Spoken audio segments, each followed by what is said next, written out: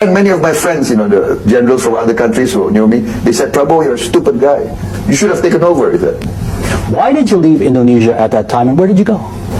Actually, I went to Jordan.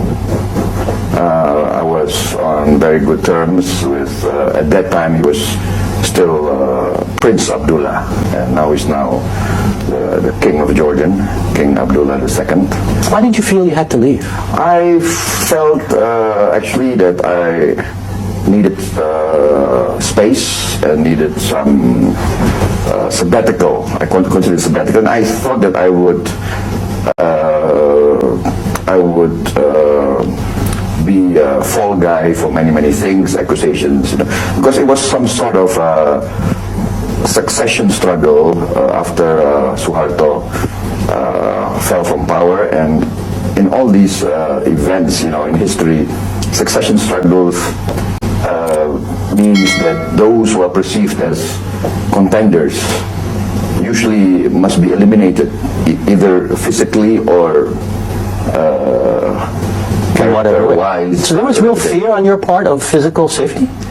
I was a soldier, and fear is everyday part of life, but as a former soldier, I knew the risks were there, and so it was time to leave and take a break. Yes, I mean, in military history, when you see the odds are stacked heavily against you, it's wiser a bit to withdraw from the scene and that's what you did. Observe what was happening.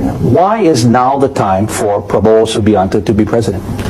I think I have a clear idea of what to do. I know the problems in Indonesia. I think the fact that I left the army at that time, and then I was forced into the real economy, I had to go into business, and I went into the agriculture business.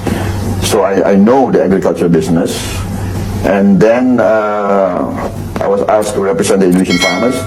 So these past 4 years, I got to know very well the real essence of the Indonesian economy and our problem.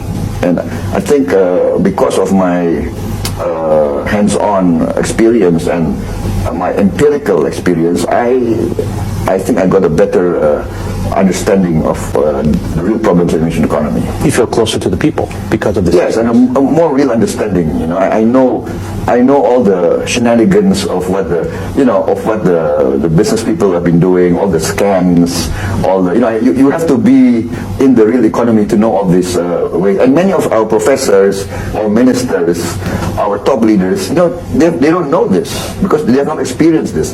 This is what I'm telling. It's not that the people in government now are bad people or incompetent. It's not that. It's that, in fact, they are good people who don't know how the real world operates. And I think the American experience is like that, right? You have people like, what's this guy's name? Madoff, right? The financier who ran away with, what, $50 billion? Yep. All those years, How could he fool so many institutions, so long? This is what I'm telling about Indonesia. If it can happen in the States, it's been happening in Indonesia for all these years. So maybe if you stayed in the military, you wouldn't have this experience, right? I would know this. Okay. I would know this. I was commanding at that time 34 battalions of our Army Strategic Reserve. And I mean, you can ask all observers or all those who were in Jakarta at that time. I mean, I think there were no other force that had any chance of combating me had I wanted to. So you're saying if you wanted to have a coup, you would have done it? Come on, commanding 34 battalions, that's the equivalent of 3. And I think 3/4 of all the Indonesian armed forces were with me. They were all my friends, commanding Air Force squadrons, commanding the Marine Corps commander. The Marine Corps, our Marine Corps commander at that time, from the Navy, he is now my campaign director, my national campaign director. I mean, that's how close we are. After so many years, he's still close to me. Okay, now at that point, you knew your military career was kind of coming to an end. You saw the signs, and you saw how President Habibie was reacting to you.